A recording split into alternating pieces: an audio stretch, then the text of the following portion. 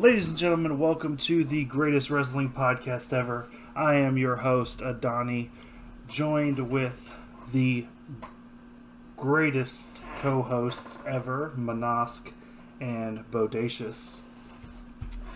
So, we had a pretty exciting week in wrestling this week. We had a lot of championship matches, and we want to start by going over those. So the week did start with SmackDown, as always. We start our week on Friday. We're actually recording on Friday tonight, so we'll actually be going over today's SmackDown as well. But on SmackDown last week, we didn't have any championship matches, so we're going to go ahead and skip that over to Raw, where we had the women's tag match, the Kabuki Warriors versus the Golden Role Models. What y'all think about that match?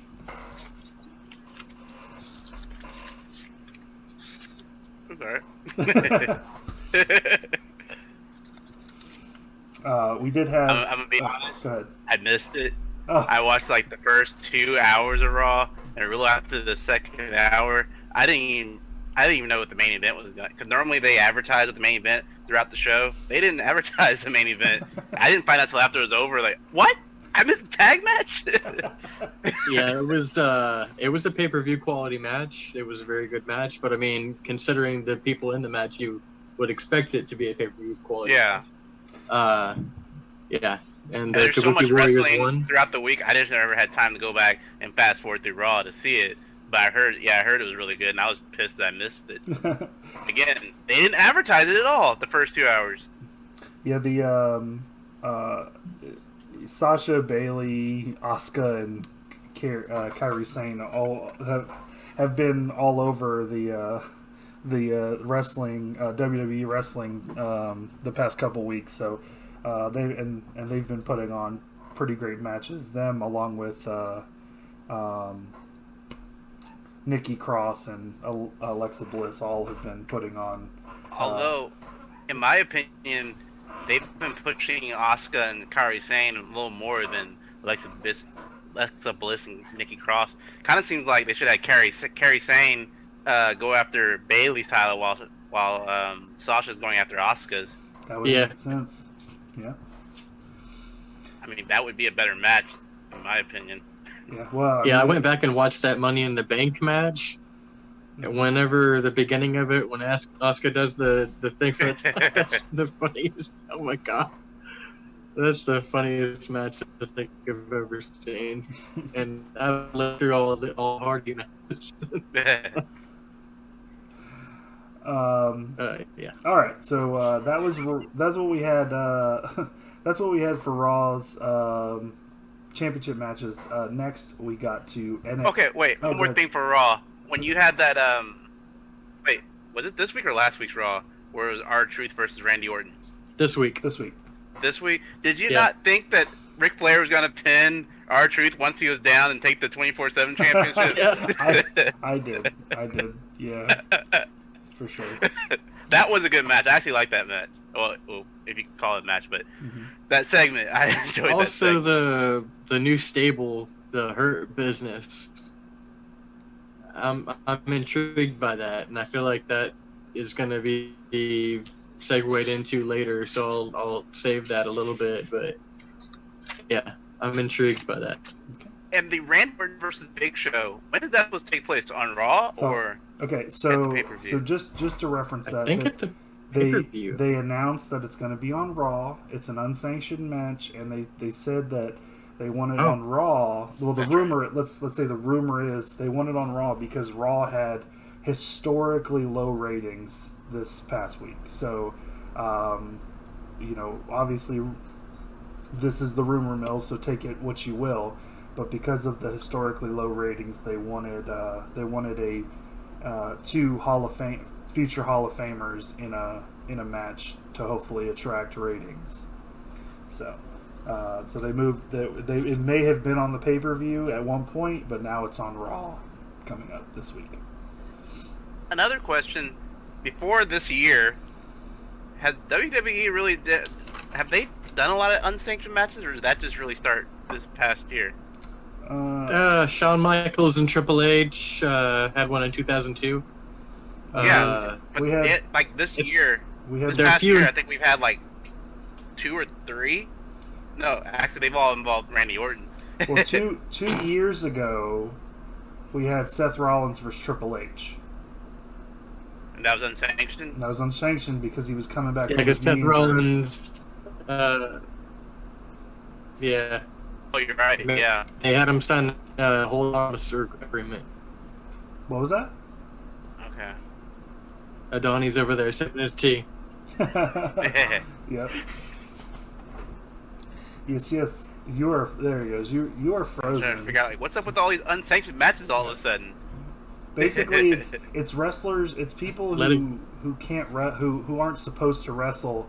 They're making it. They're putting that unsanctioned on there, even though it's it's just it's all injured and older wrestlers. They're doing the unsanctioned matches. Like, okay, what the young guys? Yeah. So they're in street fights. Yeah. Which is the same thing.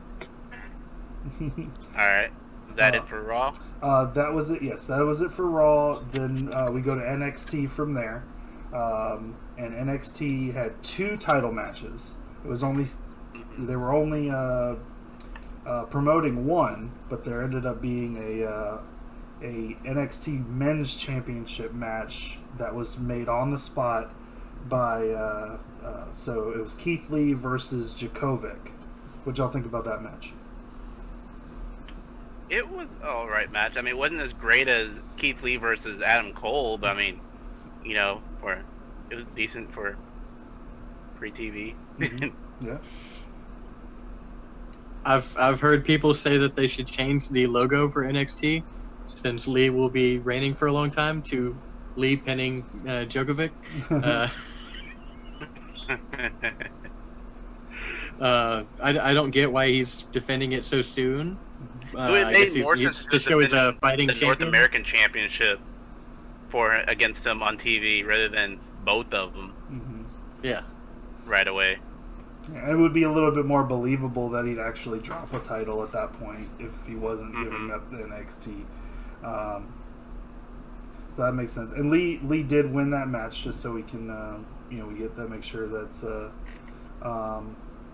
and also the women's tag match that was the Golden Role Models won that. In case I didn't say that. What do y'all think about the Karrion Kross, possible Lee Karrion Kross feud moving forward? I think it would be pretty good, but I think who would be the second feud? 'Cause I hope the feud with Kross is not going to be for both titles. In fact, I think the Karrion Kross feud should probably be for the North American title and have somebody else going after the NXT title. Because then you could actually have Karrion Kross win the North American Championship. And after he takes that then have him go for the NXT heavyweight belt. Kind of like with when Seth Rollins was holding the U.S. title and the world title, and he dropped the U.S. title to John Cena and defended the world title against Sting. Because to be honest, if Karrion Kross goes after the heavyweight title right now, we all know Keith Lee's going to be holding the title for a while, and that would hurt his character for him his first major title shot and he loses, versus if he goes after North American and wins it. Yeah, that makes sense. I feel like they've been building Thatcher as they've been building Lee, so that's something to look into. Because he had a pretty good dominating win against I don't even know how to pronounce DeJournet? I don't know how to pronounce the guy's name. Well, they did.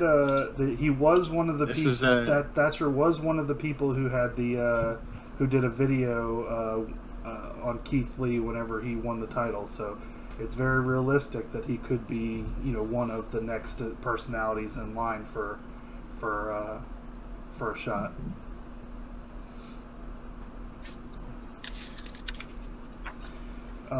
So the second title match we had, which was promoted on NXT, was the Women's Championship, and that was Io Shirai versus Tegan Nox. What y'all think about that match?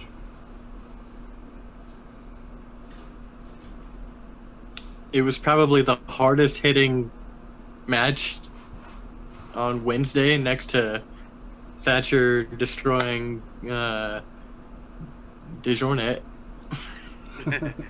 They really don't like each other, and it was very clear. I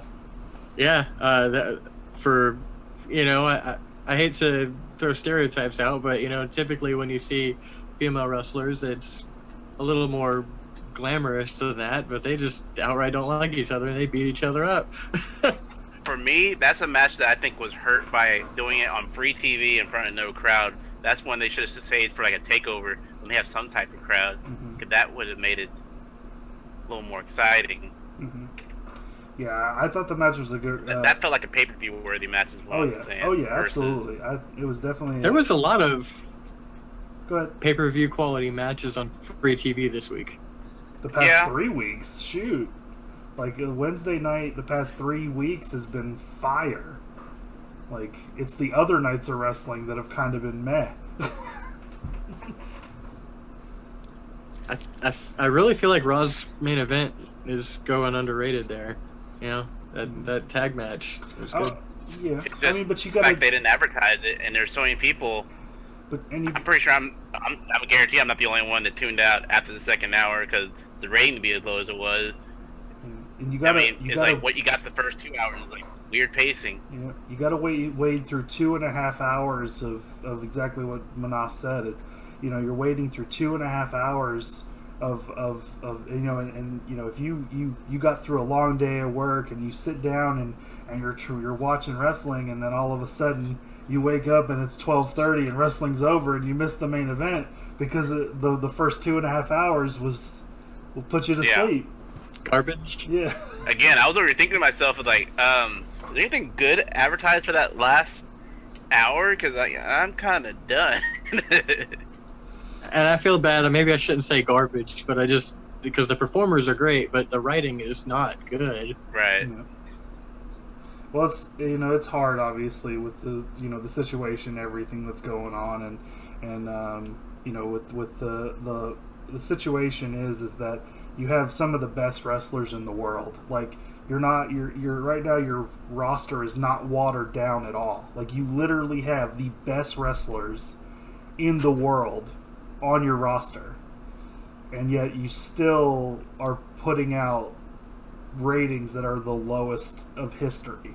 So obviously something is wrong. I think that a lot of the writers were coasting on, we're in Boston, so here's a bunch of jokes about Boston.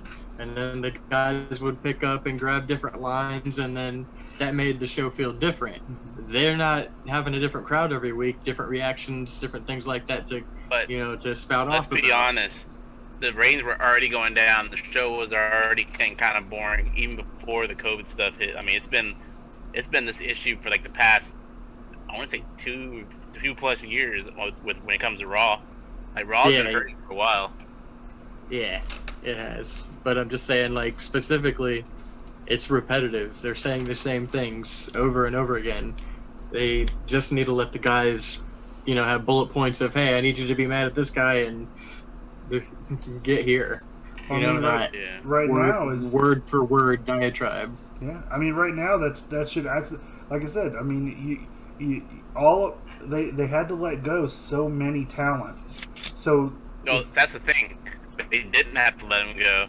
But that's a different topic. Well, I'm not. They said they profited like $70 million. Yeah. Well, with that, they let go so much talent that the talent that's still there should be.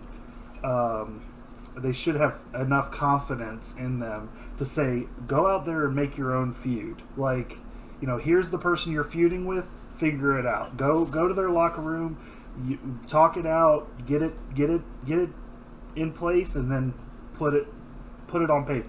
Put it on paper, put it on the mat. Like it shouldn't be that hard with the people that you have left that are supposed to be the best wrestlers in the world. Because if they're still on the WWE roster, they should be the best wrestlers left in the world.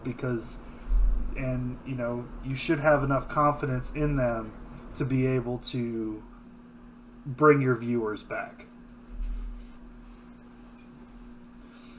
So,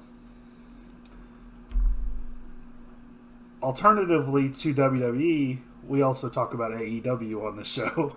So, and while WWE has had some struggles, AEW is, in my eye, again, I'm newer to AEW, but they're by and large blowing it out of the water in my eyes when it comes to hot topics and matches and all of that. So let's shift over to the AEW. The Fight for the Fallen was this week, and they had 2 title matches on there. The first one was, it opened the show. It was the TNT Championship match, Sonny Kiss versus Cody Rhodes. What'd y'all think of that match? I thought it was a good match. I thought it was great for Sonny Kiss's first, major title match on major TV, and they gave him his big pay-per-view entrance with the Jacksonville Jaguar cheerleaders. I mean, based on what I've seen online, everyone wants to see a rematch. Mm-hmm. And it gets more people excited about seeing Sonny Kiss teaming up with Joey Janela on the tag team scene as well. A lot of people have said, a lot of people said they were not fans of Sonny Kiss until this past Wednesday, and seeing him in action, he's very talented. Mm-hmm. I agree with that for sure. Yeah, I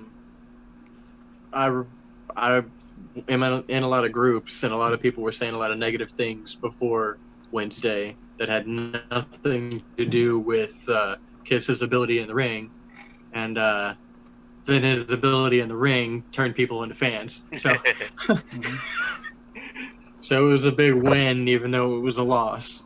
And I'm loving the title on Cody, and the fact that he's doing that weekly challenge, almost weekly, because he's giving all these other talent the spotlight and opportunities, and he's a pretty good wrestler himself, so you're always going to get decent quality matches.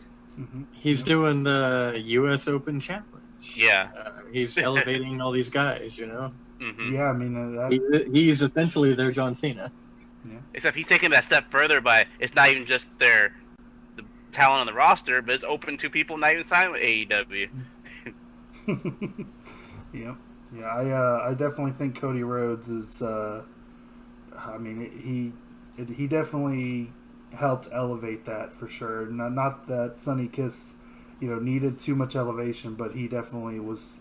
He definitely helped that. Really have him shine. And Cody Rhodes did win that match. Just so we get that. So other than that, there was one other championship match on AEW Fight for the Fallen, and that was the World Championship match. Jon Moxley versus Brian Cage. Is that his first name? Brian Cage. Brian Cage. Yeah, I knew his last name, but I couldn't remember his first name. Brian Cage. So what did y'all think about that match? Correction. The FTW champion, Brian Cage. That's right. Accompanied by Taz.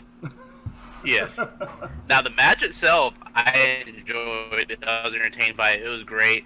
I wasn't happy about how the match ended originally until I watched SmackDown tonight.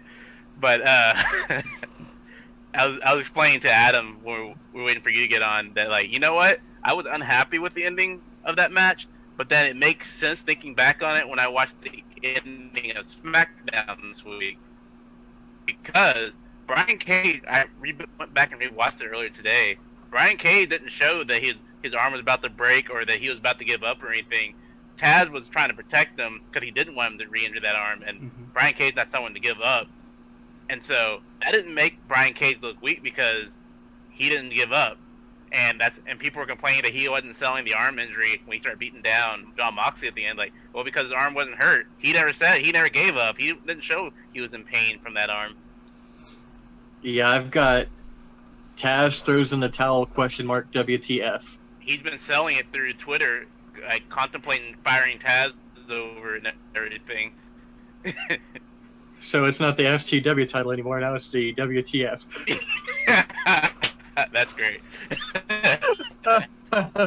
WTF champion. Yeah, although, wouldn't that one be Taz's championship? Well, I feel like if Darby gets it, then he would turn it into the WTF title. I gotta admit, I'm actually excited to see Darby Allin versus Brian Cage. Knowing all the high flying stuff that Brian Cage can do himself. Yeah. Mm-hmm. I was hoping that it would wait a little bit because I really feel like Darby's gonna get the belt. I feel like that's coming, but maybe this will be like a ongoing thing. Maybe because they definitely contrast with each other. Darby is quick, agile. Cage is strong and bulky, but he is athletic too. Mm-hmm. Yeah. I like that it. I like that it was. It was. AEW made it feel like the high stakes of the World Championship match was above like countouts and DQs. I liked that mentality. Like he even said that like it's like we're the ref's gonna let him fight. He's gonna we're gonna get a conclusion, and I like that. I like that there was no. I mean, while there was a little bit of a false finish, so to speak, but it wasn't. It was they at least let them wrestle to a conclusion, even if that conclusion was Taz throwing in the towel for Brian Cage. Have we gotten a takeover during this no audience period? I don't think so. I think we had the In Your House, but that was it. Oh, so that's right. Okay, yeah, we did get one. They did a pretty good job with that one too. Because I was gonna say, guess no one had to pay for that one. I did like the idea that for Fight for the Fallen and Fyter Fest was free, but it's understandable because AEW mainly focuses on their big four pay-per-views, and so it would be asking for a lot for people to pay for those minor pay-per-views. So it was a good call to have that on free TV for them. The reason that they did that was they had it last year too, and Cody said that it was his version of Firefest, that messed up thing that was supposed to be on an island with Ja Rule. Oh. He saw some documentary on Netflix about it, and he was like, "We're gonna do this, but for wrestling, and we're gonna give it free to the fans." Interesting. That's why it was free last year, also, but on the weekend. Yeah, it was on a Saturday, and it was on Bleacher or no? Yeah, Bleacher Live. Yeah, Bleacher Report Live. Yeah, whatever it's called. That's how old school we go with AEW. Day one. I'm a little behind on that, but I'm getting there. I think their next pay-per-view is All Out, isn't it? Yeah. Yep. All right. So next thing we want to go over is just a couple of hot topics from the week in wrestling. And you're not going to do SmackDown from tonight? Oh yeah, that's right. My bad. I forget we're doing SmackDown today because, like I said, our week normally is normally Thursday, but since tonight's Friday, we had SmackDown. Yes. Didn't I? Oh, we already talked about SmackDown. No, we talked about last week's SmackDown. We didn't talk about tonight's SmackDown. That's right. Okay. Yeah. So on tonight's SmackDown, we had the championship match for the IC title. It was AJ Styles versus Matt Riddle. What did y'all think about that match? And again, I was got through saying that's the match that had me change my mind about that Cage match, because there's parallels between Riddle and Cage, and both are new to their rosters, and both are getting a title shot so early on in their roster. But the difference was Riddle got. Wait, y'all both watched it, right? Yeah. Okay, but Mattel got a clean pin, like AJ pinned him cleanly, and then Cage, never gave up, and then I was already thinking, okay, you know what? That actually did more for Cage's match, for him not giving up, than it did Riddle getting actually pinned. It didn't make Riddle look weak at all. I'm just saying, going back, if Cage had actually submitted, it would have made him look like a little. Yeah. I don't necessarily prescribe to the idea that Riddle looked any worse in a loss than Cage looked in his loss, because the thing is that Riddle, I mean, if you were to put Jon Moxley versus right next to AJ Styles, you can't say that AJ Styles isn't a more decorated wrestling star. Isn't more of a. So losing to AJ Styles is a whole lot different than losing to Jon Moxley in my eyes. Not that I'm against Dean Ambrose, Jon Moxley. It's just his. Well, you got to remember WWE. They're the way they do things. You don't exist before you come to WWE. So they don't recognize his past accomplishments. So if you got to look at it as having his accomplishments as since he started WWE. So he's only one time world champion. Who? After AJ Styles, I'm trying to think. No. Once or twice. Twice? 2 or 3? He's 2 or 3. I don't know. That's sure. what I'm asking y'all. Oh yeah, 2 or 3 for sure. I mean, if he had I think he had 2 within the first year. I don't know. Because he won it from, I think, Ambrose actually in the summer, or maybe it was Reigns that he beat, and then I want to say he beat Cena for it at one point. Because Dean Ambrose was only world champion once or twice. Because I know I think Dean Ambrose was probably champion only once in WWE. Mm-hmm. World heavyweight champion on SmackDown. It was either once or twice. Okay, so yeah, AJ Styles has 2 WWE championships, and then 1 Intercontinental Champion. His current run with the Intercontinental Championship. They had 3 United States Child Championships. But Dean Ambrose also has some. But either way, it was a roll up. Yeah. Mm-hmm. It was a roll up. Yeah. John Cena walked into the WWE and rolled up Kurt Angle. Yeah. It's a roll up. Yeah. And again, we go back to something we've talked about before, WWE's 50-50 booking. So, AJ lost to Riddle. It's only right in WWE's eyes for Riddle to then lose to Styles. So, well, because it wasn't a no DQ match, so it would have made more sense for Baron Corbin to come in and interfere and screw him out of it, and then you wouldn't have hurt Riddle at all because he would still be undefeated on SmackDown. I don't know. I think Riddle's a big fan of the sport of wrestling, so I think he was okay with the roll up because it's kind of believable because you kind of get thrown off. You know what I mean? Interference, and then build up to another rematch against him and AJ on a pay-per-view. Because right now, why would AJ ever give him a rematch? Because he already beat him clean. True. Yeah. A couple of noteworthy things. We did have Nyla Rose announce her new manager on AEW, and that was. Excuse me. Vicky Guerrero. That's right. So what do y'all think about that? I think it's a good thing. I liked it. Yeah. Yeah. I wasn't expecting it. I was like, okay, that will definitely keep heat on her.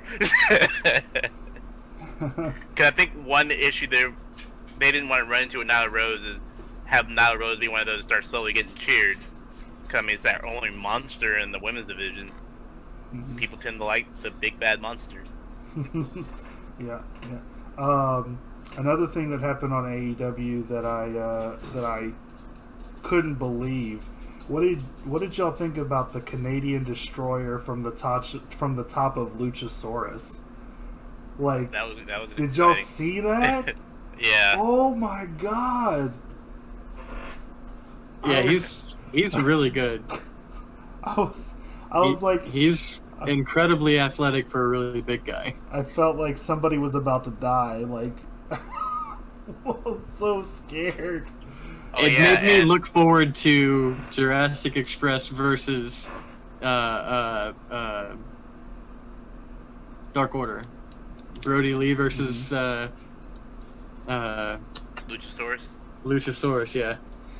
That's going to be a heck of a match. Yeah. and it sounds like the cleaner might now be here. Yeah, that's what I was just about to get at. Was I have written here, Omega, my boy, where you been hiding? Exciting times ahead.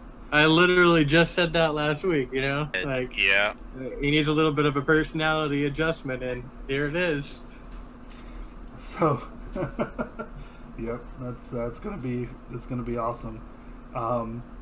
Also, Jericho got juiced, and that was awesome. Correction, the demo guy got juiced. The demo guy, yes. Yeah. Chris Jericho, Le Champion, was a star for sure on AEW when he was on commentary, and before that, like there were his segment where he got juiced was great with Orange Cassidy, so that they're gonna get a rematch.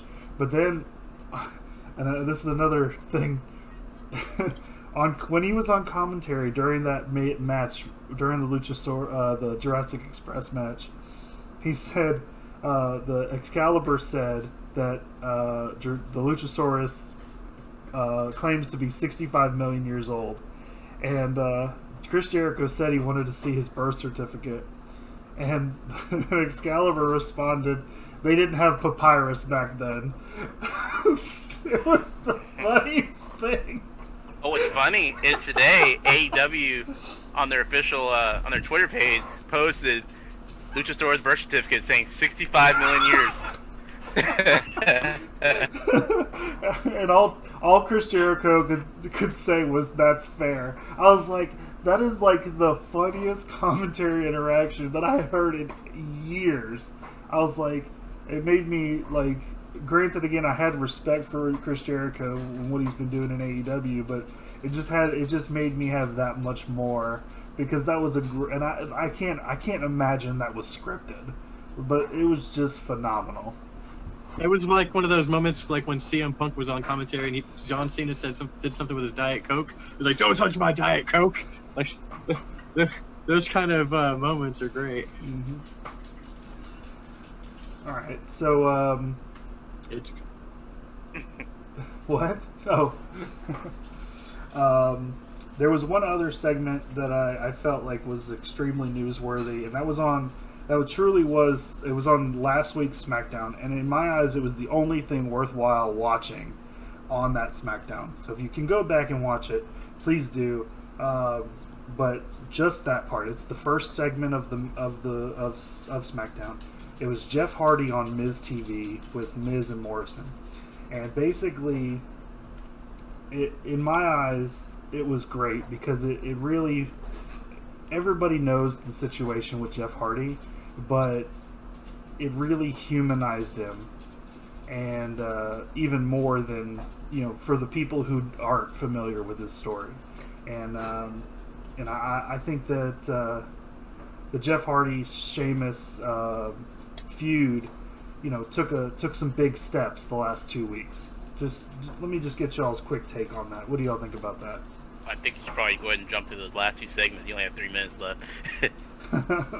All right. Well, the only other thing, the next thing we want to talk about, let's say before we get to the end, is just what the matches are for Extreme Rules and who do we think is going to win?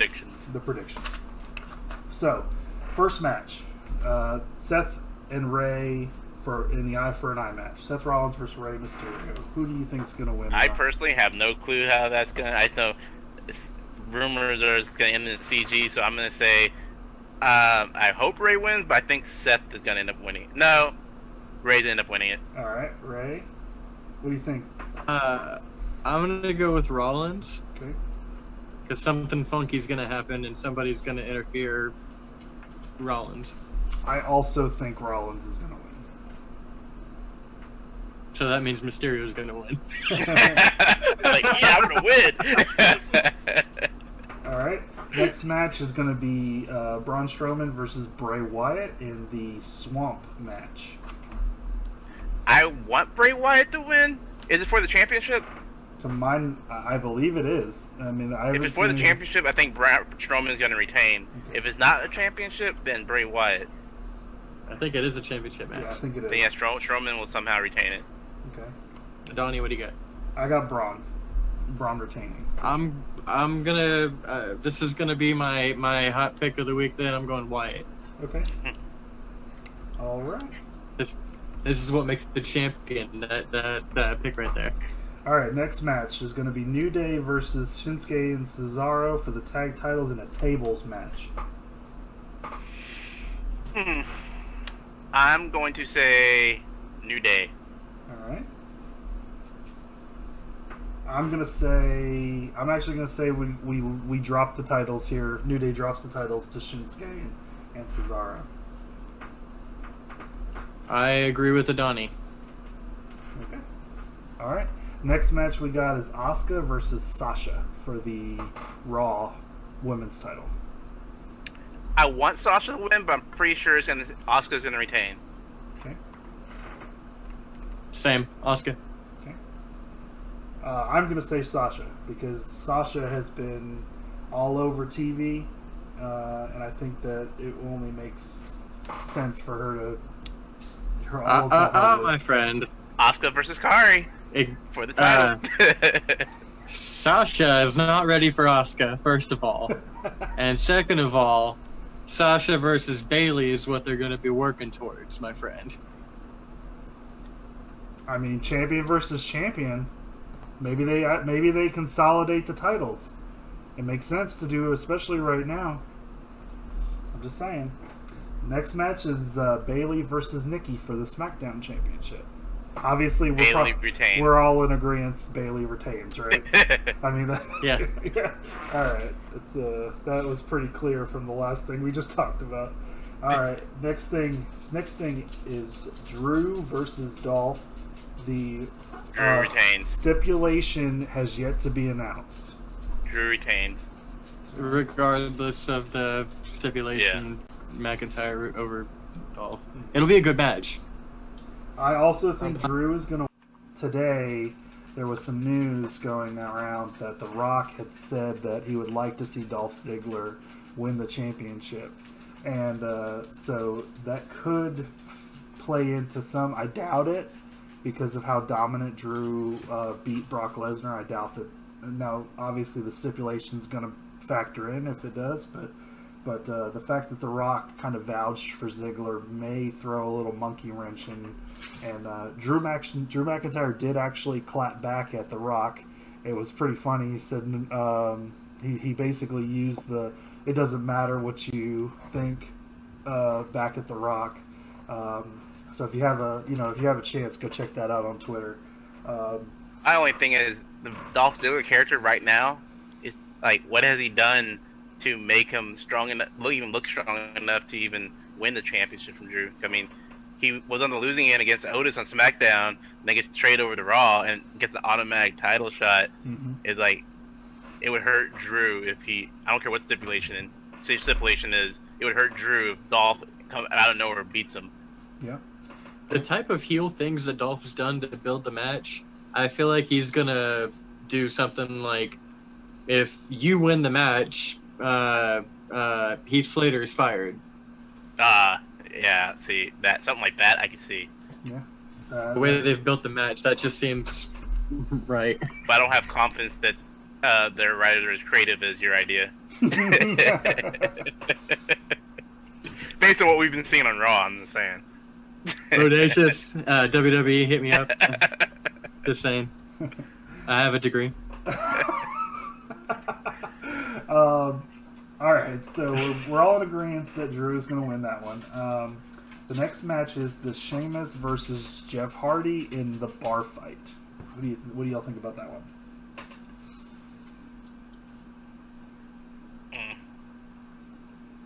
I feel like I've seen it before. Mm-hmm.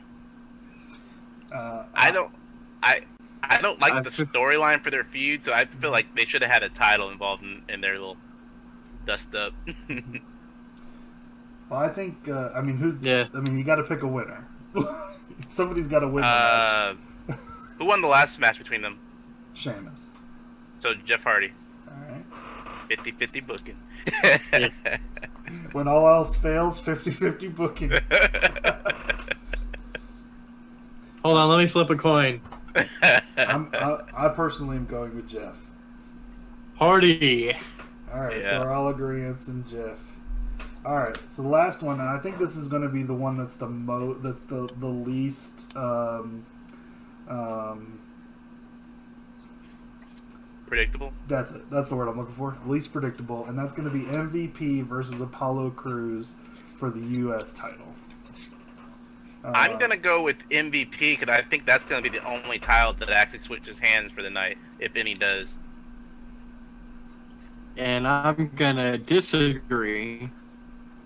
I believe that Crews wins, but there's shenanigans because I think that he's going to join the Hurt Business. I think it'll be MVP winning, but I think Cedric Alexander will interfere on behalf of MVP. Somebody's joining the Hurt Business. They're going to get the Hurt Business going.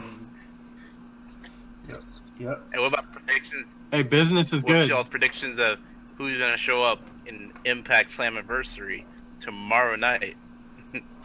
Yeah, so just to reference what Manosk is talking about, apparently there's been a vast number of rumors about a lot of the WWE talent that was cut recently that could potentially be joining TNA. So, but not just former WWE, also just former Impact guys in general, making a big return. Mm-hmm. Who do you think? I definitely think Doc Gallows and Anderson. Carl Anderson. Yeah, I think those two for sure. For sure. EC3 for sure. Yeah, EC3. I would have thought Heath Slater, but with him showing up on Raw a couple weeks ago, it makes me confused as to if he's available. As of tomorrow, unless he signed the dotted line to take less pay, which I don't see too many people doing that, he might show up to it. Eric Young for sure. Yeah, Eric Young. Yeah. Forgot about him. Boy, some of the guys. Zack Ryder. Impact or AEW? Well, I think that the OC's going to AEW over Which Impact. one? No, I think they're going to Impact. Okay. Yeah, I think Gallows has a history with the guys that own Impact right now. I think that's where they're going to go. He has a history of both companies, but yeah, I think to be honest, they'd be a better fit for Impact right now because AEW's tag team scene is really crowded with really good teams, and they would get lost in the shuffle. Yeah, they'd be where they're at right now. Yeah. Or where they were at. Mm-hmm. Okay. Well, I would say Rusev, but unfortunately maybe he's sick right P.D. now, Will? to my knowledge. Who? P.D. Williams? Oh, yeah, P.D. I'd Williams. like to see him back. Special segment or something? Maybe, Motor City Machine Guns, I'd like to see them back. Oh, yeah.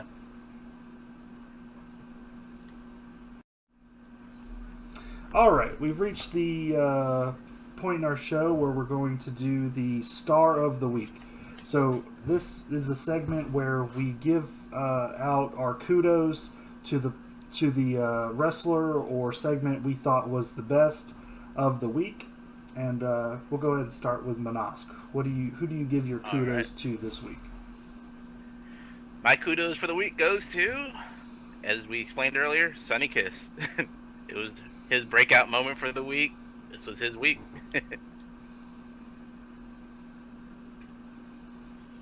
Had a great match with Cody Rhodes, so that's definitely showed off what he could do in that singles match, since he was pretty much been isolated down to tag team, and he definitely showed off for sure.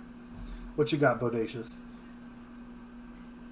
Well, since it's the best program of the week, I might as well shout out the only segment that we have not talked about from AEW, which was a fantastic tag team match. FTR over Lucha Brothers. I think FTR was the player of the week this week, and that match just felt like a welcome to the club, boys, because they're a top tag team.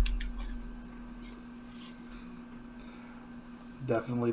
Yeah, I mean, obviously FTR has been waiting for a long time to finally have, truly be showcased, and I definitely believe AEW is doing a great job in really doing what WWE was not able to do with them.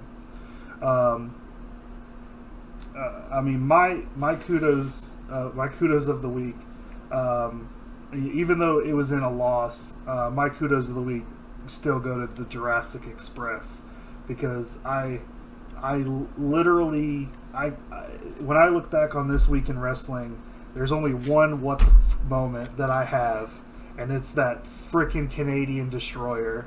Like, for the fact that the Luchasaurus is like 6'5", and then his two tag team partners are like half his size, and for that to actually work, to me, is just fun, just fantastic. And I mean, if you haven't watched that, I could watch it again and again and again, and it would never get old. That Canadian Destroyer off of his shoulders, like, I mean, he's a good 2 feet above the top. Marco Stunt's from Mississippi. It was crazy. Did you know that? I didn't know that. No, I just that's awesome though. That's awesome. But that's where my kudos of the week go. And crazy enough, all of our kudos went to AEW this week. So if that's any sign, please, if you're choosing what to watch, AEW or Raw or SmackDown, NXT and AEW are clearly the best shows, at least right now. And AEW is in my eyes has been better than NXT, but not by a big margin, but it has been better. Do you know why? Because they allow their performers to perform, like we were talking about earlier for our ideas for how to better improve Raw. AEW does that for their stars. Bullet points. We need you to get to here. Here you go. For NXT, all I gotta say is, wait till the crowd returns. They'll step up their game again. You should perform for one like you do for 1,000, 10,000, 20,000, 100,000.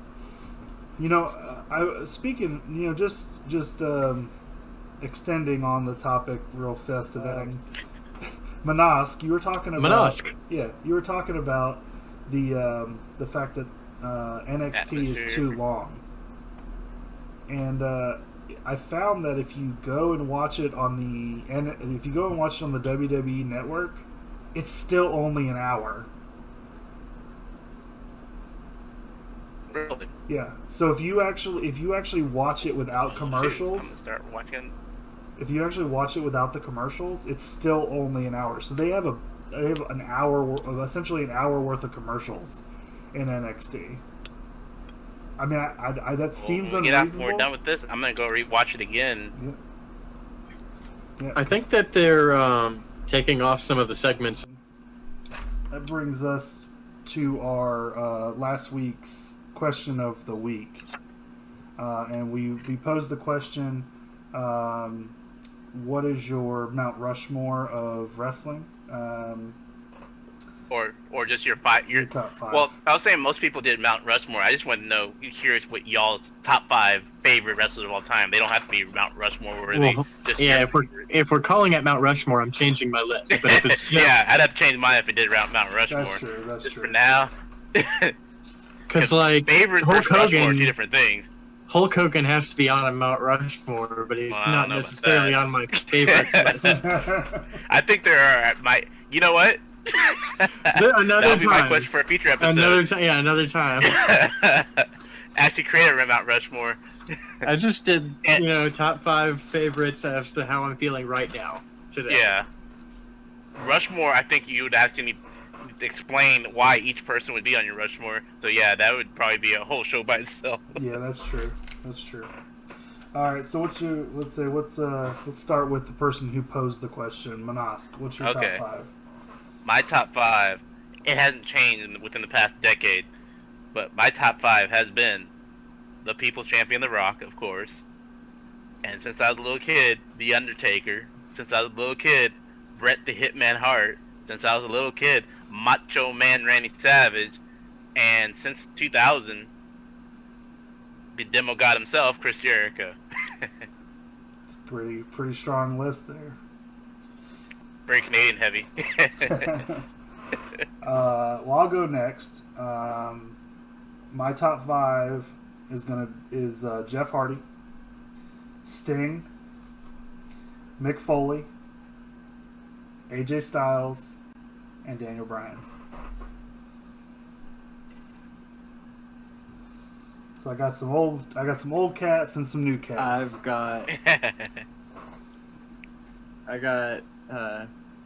And the main reason I got these specific guys is because they did it in multiple companies.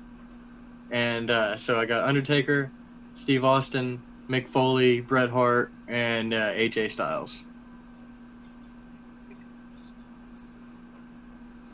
Looks like a lot of we still got some we got some overlap there, so that's good for sure. All right, so that will be interesting is the Rushmore. Go ahead. Yes, I would suggest that the question for next week would be your favorite SummerSlam moment, because we're in the middle of the heat right now, so that's right. SummerSlam is coming up. Yes, our next pay-per-view after Extreme Rules is SummerSlam. So yes, what is your favorite SummerSlam moment? SummerSlam is one of the big 4. It's been around, almost as long as we have. So let's why don't you in the comments section let us know what your favorite SummerSlam moment is, and we'll look to read it on the Greatest Wrestling Podcast Ever next week, along with our answers. Bodacious, why don't you tell them about our Twitter? You recently made us a Twitter. Yes, I did make us a Twitter. I got no sound.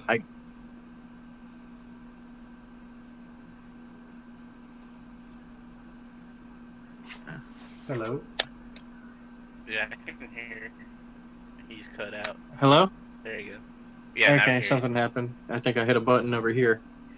So I made this a Twitter. It's at Greatest Wrestling R1 is our Twitter handle, and we tweet our shows, and then frequently we might join some discussions online on Twitter, throughout the week if something's going on, or hot topics. Earlier the week we were retweeting Chris Jericho because he was getting into an argument with Sebastian Bach. So yes, follow us on Twitter. Make sure to subscribe to the Greatest Wrestling Podcast Ever, Adani's Gamer Space. Yes, that is where you'll find this every week. Maybe we do Friday night for pay-per-view weeks, because that actually might work better. But most of the time, you'll find us on Thursday nights, posting the previous week in wrestling. You'll get our takes, our opinions, and our predictions. We do appreciate all the support, appreciate the follows, the subscriptions. Please tune in next week on Thursday. We'll go over all of our predictions on the Extreme Rules, and we'll see who did the best. But for now, that's going to be all we got for this evening, and we appreciate y'all coming and hanging out with us. And this is going to be Adani signing out.